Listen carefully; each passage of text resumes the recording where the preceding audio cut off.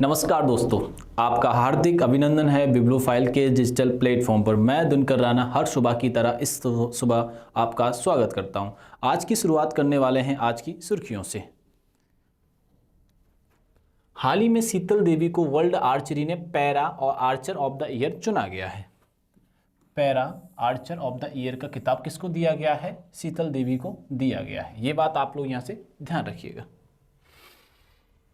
केरल ने हाल ही में भारत का पहला MLAtrack.com प्लेटफॉर्म लॉन्च किया है, जो राज्यों के विधायकों की विधायी हस्तक्षेपों, उपस्थिति और प्रदर्शन को ट्रैक करने के लिए एक सार्वजनिक डिजिटल डेटाबेस होगा कि विधायक क्या कार्य क्या है, कब आया है, तो वो सारी चीज़ें जानकारी रखने के लिए, ठीक है ना। और प्रदर्शन को भी, उनका भी कार्य को भी एक देखा जाएगा। जैसे आज के टाइम पे एक एप्लीकेशन है, कई सारे न्यूज़पेपर्स ने क्या चला रखा है, जैसे अभी राजस्थान के अंदर ग्राम पंचायत चुनाव होने वाले हैं, तो ग्राम पंचायत चुनाव होने वाले हैं तो उनसे रिलेटेड डाटा इकट्ठा करने के लिए हर एक ग्राम पंचायत में एक सर्वेयर तो नहीं बोलेंगे उसको, एप्लीकेशन लॉन्च कर रखा है न्यूज़पेपर वालों ने। तो न्यूज़पेपर वाले जब अपन जिस क्षेत्र में रहते हैं वहाँ का जब वो सिनेरियो को ओपन करेंगे, जैसे अपन जयपुर के किसी पंचायत समिति में रहते हैं, तो वहाँ के सरपंच के बारे में या उसके विधायक के बारे में हम कमेंट करके बता सकते हैं कि उन्होंने कैसा काम किया, कैसा कार्य नहीं किया। ऐसा ही MLAtrack.com लॉन्च कर दिया है। किसने लॉन्च किया? केरल सरकार ने ये हाल ही में लॉन्च कर दिया, क्योंकि केरल में अब चुनाव भी होने वाले हैं। हाल ही में मार्च 2026 अडानी डिफेंस एंड एरोस्पेस द्वारा भारतीय सेना को सौंपी गई LMG लाइट मशीन के पहले बैच का नाम प्रहार रखा गया है, ठीक है ना। अडानी डिफेंस एंड एरोस्पेस द्वारा भारतीय सेना को सौंपी गई LMG लाइट मशीन की गन जो है उनका नाम क्या रखा गया है? जैसे लाइट गन ये बनाई गई हैं, किसने बनाई हैं? ये अडानी ने बनाई हैं। तो अडानी साहब ने जो बनाई हैं, तो इनका जो नाम रखा गया वो रखा क्या गया है? प्रहार रखा गया है। अमृत भारत स्टेशन योजना के तहत दिल्ली के 13 प्रमुख रेलवे स्टेशनों का पुनर्विकसित आधुनिकीकरण करने के लिए शामिल किया गया है। दिल्ली के 13 प्रमुख रेलवे स्टेशनों का आधुनिकीकरण किया जाएगा। भाई दिल्ली की देश की राजधानी है, तो वहाँ पर एक मॉडर्न चीज़ें करना बहुत आवश्यक है, क्योंकि बहुत ज़्यादा पर्यटक टूरिस्ट अन्य देशों से आते हैं, तो उसको मद्देनजर रखते हुए चीज़ों पर कार्य करने का विचार गवर्नमेंट ने बनाया है। जर्मन गणितज्ञ गर्ड फोल्डिंग्स को अंकगणितीय ज्यामिति में उनके परिवर्तन योगदान और मॉडल पर और लैंग पुराने डायोमेट्रिक अनुमानों को सुलझाने के लिए 2026 के एबेल पुरस्कार से सम्मानित किया गया है। ठीक, किसको किया गया है? फोल्डिंग्स को किया गया है। चलो आगे और विस्तार से जानेंगे। हाल ही में 23-29 मार्च 2026 तक ब्राज़ील के कैंपो गार्डे में प्रवासी प्रजातियों के संरक्षण कन्वेंशन 15वीं कन्फ्रेंस और पार्टी आयोजित की गई है। कहाँ आयोजित की गई है? तो ये आयोजित की गई है ब्राज़ील में। ये कहाँ आयोजित की गई है? ये ब्राज़ील में ये आयोजित की गई है। वैज्ञानिकों ने कर्नाटकों के काली टाइगर रिजर्व में नाइक्टिवेक्टरस काली नामक एक प्रजाति नाइट फ्रॉग रात्रि मेढक की खोज की है। कहाँ पे की है वैज्ञानिकों ने? तो ये खोज की है कर्नाटक में। ये बात आप लोग यहाँ से ध्यान रखिएगा, ठीक है ना। हाल ही में प्रसिद्ध माधवपुर मेला 2026 का आयोजन गुजरात के पोरबंदर जिले में तटीय गांव माधवपुर में यानी घेड़ में ये किया गया है, प्रारंभ किया गया है, ठीक है जी। हॉकी इंडिया वार्षिक पुरस्कार 2025 में भारतीय महिला हॉकी टीम के स्टार फॉरवर्ड और उपकप्तान नवनीत कौर को प्रतिष्ठित प्लेयर ऑफ द ईयर से सम्मानित किया गया। ये बात आप लोग यहाँ से ध्यान रखिएगा। आइए पहला क्वेश्चन पे चलते हैं अपन।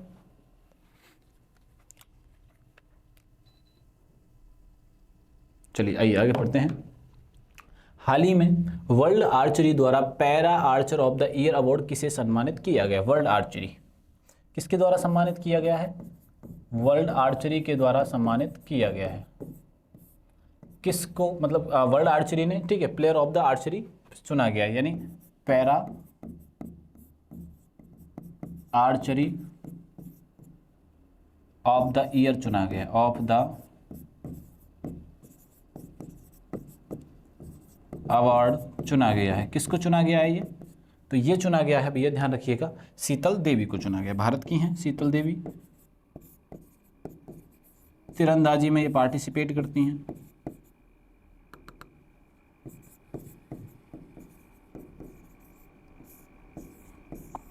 ये बात यहां से ध्यान रखना, शीतल देवी, ठीक है ना। आओ आगे बढ़ते हैं, ठीक है। लाइफ टाइम अचीवमेंट पुरस्कार से किसको सम्मानित किया? IFFD 2026 में नंदमुरी बालकृष्ण को सम्मानित किया गया है। किसको? N बालकृष्ण को सम्मानित किया गया है, ठीक है ना। ब्रिक्स ट्रेल ब्लेजर को, ठीक है ना।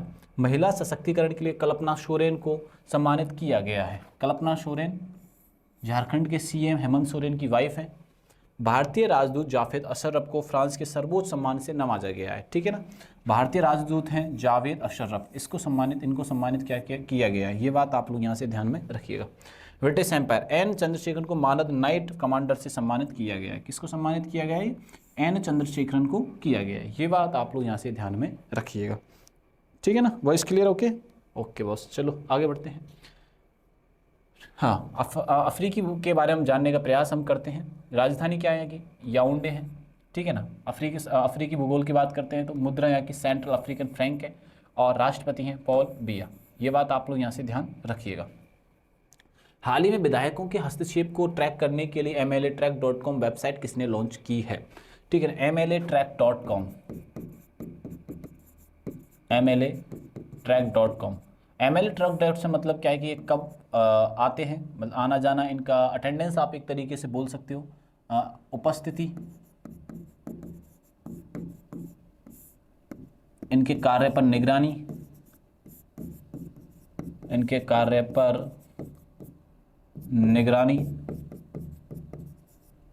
और इनका हस्तक्षेप कितना है किसी भी कार्य में। इस सभी की जानकारी के लिए केरल सरकार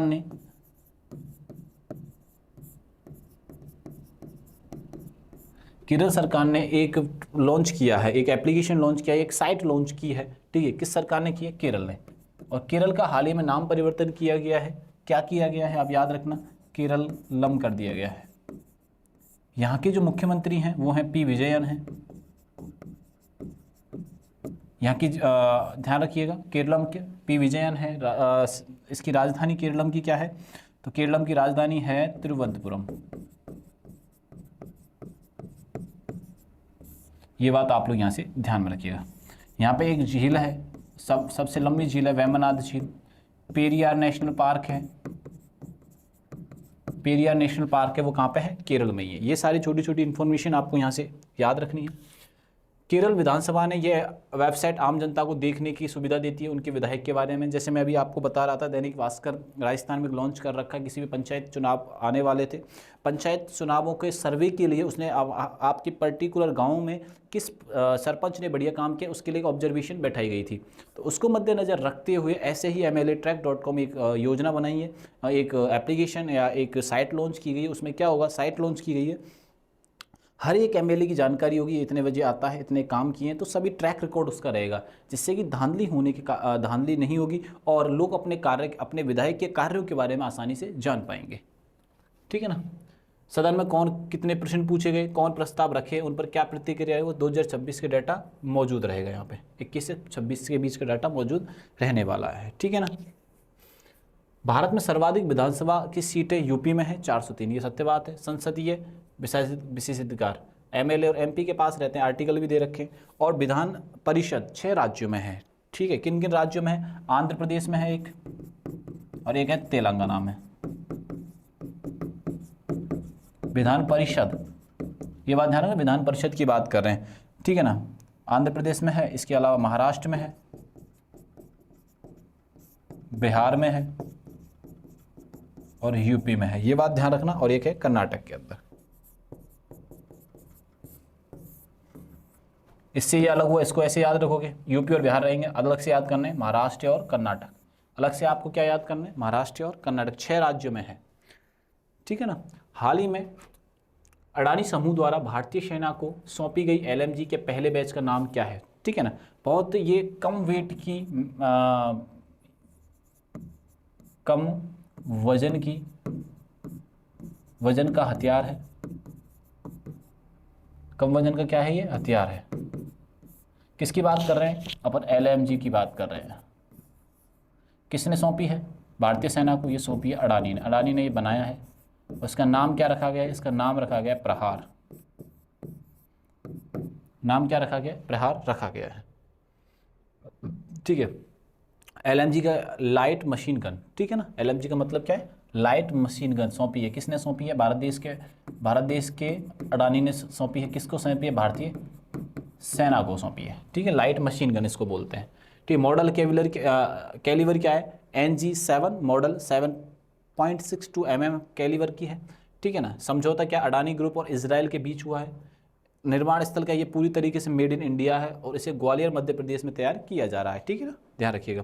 सेना को 2000 गन का पहला बैच सौंप दिया गया है, कुल 40,000 गन की आपूर्ति की जानी है। चलो आगे बढ़ते हैं। भारत की पहली राष्ट्रीय आतंकवाद विरोधी नीति का उल्लेख किया गया है नेशनल सिक्योरिटी ने, ठीक है। ड्रोन का नाम शौर्य ड्रोन रखा गया है। ड्रोन तकनीक के बारे में बात करें तो ये बात ध्यान में रखिएगा। उपयोग भारतीय सेना द्वारा निगरानी और सटीक हमले के लिए किया गया है, ठीक है। परीक्षण इसका कहाँ किया गया? झांसी उत्तर प्रदेश में हाल ही में छोटे छोटे ड्रोनों का प्रयोग, वो मतलब कि इसका उपयोग या इनका परीक्षण किया गया है।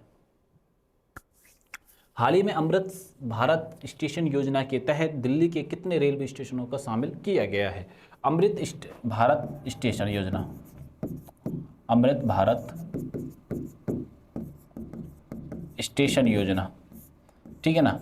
तो ये प्रारंभ जो किया गया, पहली बात तो ये याद रखिए, दिल्ली में किया गया, दिल्ली सरकार ने किया है, दिल्ली सरकार ने किया है। और कितना में किया है? 13 में किया है, ठीक है ना, ये बात ध्यान रखना। स्टेशनों की बात की जाए तो सबसे बड़ा हुबली स्टेशन है, सबसे लंबा स्टेशन कौन सा है? हुबली स्टेशन है, ये बात आप लोग यहाँ से ध्यान रखना। भारत में पहली बार ट्रेन कहाँ चलाई गई थी? तो 1853 में चलाई गई थी। भारत में पहली बार ट्रेन 1853 में किसके टाइम पर चलाई गई थी? डलहौजी के समय पर चलाई गई थी। कहाँ से? मुंबई से ठाणे के मध्य चलाई गई थी। कहाँ से चलाई गई थी बच्चों? मुंबई से ठाणे के मध्य। ये बात आप लोग यहाँ से ध्यान रखना। अगर आपसे पूछ ले कि भारत में मेट्रो सबसे पहले कहाँ चलाई गई थी, तो सबसे पहले मेट्रो चलाई गई थी कोलकाता के अंदर। तो ये सारी इन्फॉर्मेशन हमें याद रखें और हमारा आंसर क्या हो जाएगा? 13। और दिल्ली सरकार की अगर बात की जाए, दिल्ली सरकार की अभी मुखिया जो हैं, जो सीएम हैं, दिल्ली सरकार के सीएम कौन है? अभी सीएम है रेखा गुप्ता जी। दिल्ली सरकार के सीएम कौन है? रेखा गुप्ता। मुख्य लक्ष्य रेलवे स्टेशनों का पुनर्विकास करना। भाई क्यों किया गया है? इनके मॉडर्न करने के लिए, पुनर्विकास करने के लिए, पुनर्विकास करने के लिए। ये बात आप लोग यहाँ से ध्यान रखिएगा। इंफ्रास्ट्रक्चर, स्वच्छता और यात्री सुगमता को बढ़ाना है। स्टेशन को पहुंच आसान करना है। पूरे भारत में कुल 1338 स्टेशनों को इस योजना के तहत चुना गया, जिनमें से दिल्ली के 13 रेलवे स्टेशन हैं, ठीक है। पहली ट्रेन 16 अप्रैल 1853 में चलाई गई थी, डलहौजी के समय चलाई गई, मुंबई से ठाणे के बीच, और इसकी जो लेंथ थी वो थी 34 किलोमीटर। सबसे लंबा प्लेटफॉर्म हुबली कर्नाटक में है, ठीक है ना, और इसकी लंबाई है 1505 किलोमीटर है बच्चों। बजट, रेल का बजट आम बजट में विलय विवेक देवराय समिति के 2017 में सिफारिश पे किया गया था। सबसे लंबा रूट जो विवेक एक्सप्रेस का है, और सबसे ऊंचा पुल जो है वो चिनाब नदी पर है, जम्मू एंड कश्मीर में स्थित। रेलवे शुभंकर क्या है? भोलू, द गार्ड, एलिफेंट। ये सारे पॉइंट आपको यहाँ से याद रखने कि सबसे लंबा प्लेटफॉर्म है हुबली कर्नाटक में है, सबसे लंबी ट्रेन विवेक एक्सप्रेस है, ठीक है ना। पहली बार ट्रेन चलाई जाती है डलहौजी के कार्यकाल में चलाई जाती है, मुंबई से ठाणे चलाई जाती है, जिसकी टोटल लेंथ जो होती है, लेंथ से दूरी जो होती है बिटवीन, डिस्टेंस जो होता है वो 34 किलोमीटर का होता है। ये बात सारी चीज़ें याद रखनी है अपने को, ठीक है ना। हाल ही में गणित के नोबेल एबेल पुरस्कार 2026 से सम्मानित किया गया है। मतलब कि जब नोबेल पुरस्कार दिया जाता है, सिविलियंस को एक पुरस्कार दिया जाता है, सिविलियन को पुरस्कार दिया जाता है नोबेल। सिविलियन को कौन सा पुरस्कार दिया जाता है? नोबेल दिया जाता है। नोबेल जो दिया जाता है, एक दिया जाता है भौतिकी के अंदर,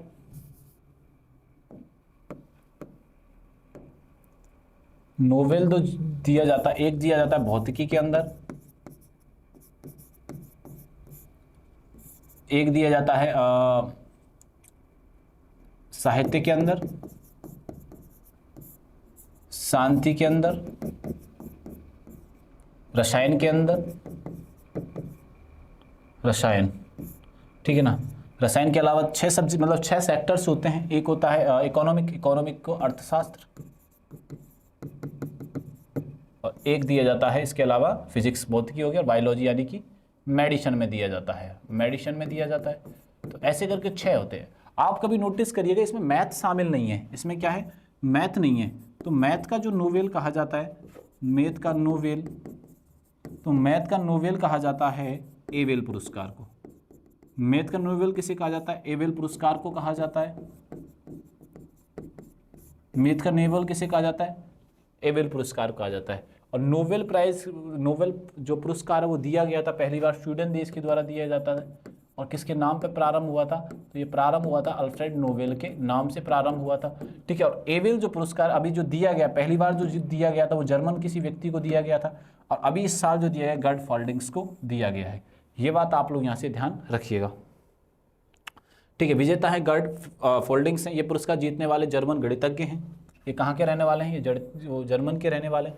उन्हें अंकगणितीय ज्यामिति और उत्कृष्ट कार्य के लिए सम्मानित किया गया है। अंकगणितीय ज्यामिति के लिए दिया गया है। इसे मैं गणित का नोबेल कहते हैं, नॉर्वे द्वारा प्रदान किया जाता है। इसकी शुरुआत हुई थी 2002 में। ये नॉर्वे के द्वारा दिया जाता है। और स्वीडन के द्वारा कौन सा पुरस्कार दिया जाता है? नोबेल पुरस्कार दिया जाता है। शांति का नोबेल प्राइज किसके द्वारा दिया जाता है? तो शांति का नोबेल प्राइज भी नॉर्वे के द्वारा ही दिया जाता है। नॉर्वे की जो कैपिटल है वो क्या है? ऑस्लो। नॉर्वे की कैपिटल क्या है? ऑस्लो। ये बात आप लोग यहाँ से ध्यान में रखिएगा। बात समझ में आई कि नहीं है? चलिए आगे बढ़ते हैं, ठीक है। ये सारी चीज़ें भी आप याद रखिएगा। आगे बढ़ते हैं, आओ। CMS COP15 किसकी कौन मेजबानी करने वाला है? CMS COP15 मेजबानी कौन करेगा? तो मेजबानी करेगा ब्राजील। कौन मेजबानी करने वाला है? तो ब्राजील इसकी मेजबानी करने वाला है। आओ आगे जानते हैं कुछ। पूर्ण रूप है कन्वेंशन माइग्रेंट स्पीसीज है। मेजबान कौन रहेगा? ब्राजील रहने वाला है, ठीक है। कैंपो ग्रांडे में होगा। 40 नई प्रजातियों को संरक्षित सूची में शामिल किया गया है। चीता भी इसमें शामिल है। 188 प्रवासी प्रजातियां विलुप्ति की कगार पर हैं। ये बात आप लोग यहाँ से ध्यान में रखिएगा। फर्स्ट कॉप कब हुआ था? 1985 में। COP 13 2020 में, और 2024 में हुआ था समरकंद उज्बेकिस्तान में। गांधी ने भारत में हुआ था COP 13, ठीक है ना, 2020 के दौरान। ये सारी चीज़ें याद आप रखिएगा, ठीक है ना। ये सारी चीज़ें भी अपन को ध्यान रखनी। जलवायु परिवर्तन COP, और ये क्या है? प्रवासी प्रजाति। एक तो प्रजातियों से रिलेटेड होता है CMS वाला, और एक क्लाइमेट चेंज को लेकर होता है। ये बात आप लोग यहाँ से ध्यान रखना। COP 8 जो हुआ था नई दिल्ली में हुआ था, भारत के लिए महत्वपूर्ण था, ठीक है ना। ब्राजील कैपिटल ब्राजीलिया है। कैपिटल क्या है यहाँ की? ब्राजीलिया है। और ये साउथ अमेरिका कॉन्टिनेंट में है, साउथ अमेरिका कॉन्टिनेंट में उसका सबसे बड़ा देश भी है। कॉफ़ी बागान के लिए बहुत फेमस है। इसमें ब्राज़ील में फजेंडा कहा जाता है इसको। कॉफ़ी बंदर का फैंटोस बंदर का है। सेंटोस आपने सुना होगा, बहुत फेमस है, ठीक है। और घास के मैदान को ब्राज़ील में कैंपोस कहते हैं। जैसे हमारे यहाँ घास बोलते हैं, वहाँ पे बोलते हैं कैंपोस, ठीक है। और सरोवर का मूल स्थान है अमेजोन नदी घाटी। हाल ही में नेक्टिवेटेरिचस नाम की मेढक की एक नई प्रजाति की खोज की गई है, ठीक है ना। और इस प्रजाति की नेक्टिवेटेरिचस नेक्टिवेट्राचस, ये मेढक की प्रजाति है। किसकी प्रजाति है? मेढक की प्रजाति है, ठीक। कहाँ पे खोजी गई है वैज्ञानिकों के द्वारा? ये खोजा गया है कर्नाटक में। ये बात आप लोग यहाँ से ध्यान रखना। कैपिटल बेंगलुरु है। CM यहाँ के सिद्धारमैया है करंटली, ये भी ध्यान रखिएगा। और यहाँ के राज्यपाल हैं थावरचंद गहलोत। और ये सीट्स भी अपने को यहाँ से याद रखनी है। प्रमुख बांध कौन सा? अलमाटी बांध है, कृष्णा नदी पर है। और कृष्णराज सागर बांध है जो कावेरी नदी पर स्थित है। बांध दोनों के दोनों याद रखना, अलमाटी बांध और सागर बांध। कृषि, भारत में मक्का का सबसे बड़ा उत्पादक राज्य है कर्नाटक। सांस्कृतिक स्थलों के बारे में याद रखना है। डिजिटल नीतियों के बारे में थोड़ी चीज़ें आपको याद रख लीजिए। वीडियो को पॉज करना और सारी चीज़ आपको वहाँ पे मिल जाएगी। कर्नाटक सरकार ने छात्रों को इंटरनेट की लत को बचाने के लिए एक नई डिजिटल नीति पेश की है। किसने की है? कर्नाटक सरकार ने की है। कर्नाटक सरकार ने 16 साल से कम उम्र के बच्चों पर सोशल मीडिया एक्सेस पर बैन लगाने का निर्णय लिया है, ठीक है ना। आगे बढ़ते हैं। दृष्टिबाधितों को यात्रा में सहायता करने वाले इस नवाचार के लिए कर्नाटक सरकार को राष्ट्रीय पुरस्कार से सम्मानित किया गया है। दृष्टिबाधित जो लोग हैं उनको सम्मान करने के लिए राष्ट्रीय पुरस्कार से सम्मानित उन्हें किया गया है, यानी कि कर्नाटक सरकार को किया गया है। IBM ने भारत में अपना पहला इंफ्रास्ट्रक्चर इनोवेशन सेंटर बेंगलुरु में लॉन्च किया है। शैक्षणिक सम्मेलन एकात्म मानव दर्शन भारत का विश्व दृष्टिकोण पर अंतर्राष्ट्रीय शैक्षणिक सम्मेलन का उद्घाटन मैसूर में किया गया है। ये बात आप लोग यहाँ से ध्यान रखिएगा, ठीक है ना। आओ आगे बढ़ते हैं। हाल ही में माधवपुर मेला 2026 का आयोजन कहाँ किया गया है?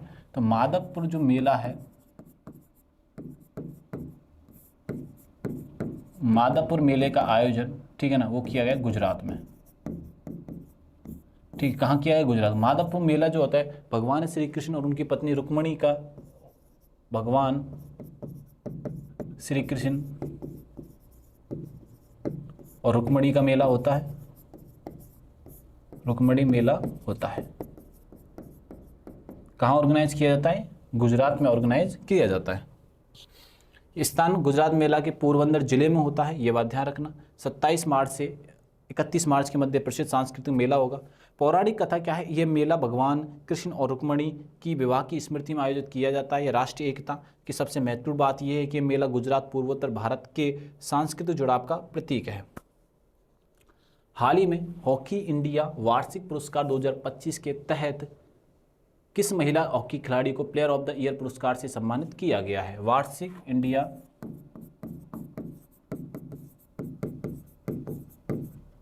वार्षिक पुरस्कार 2025 से जो सम्मानित किया गया है हॉकी खिलाड़ी को किया गया है।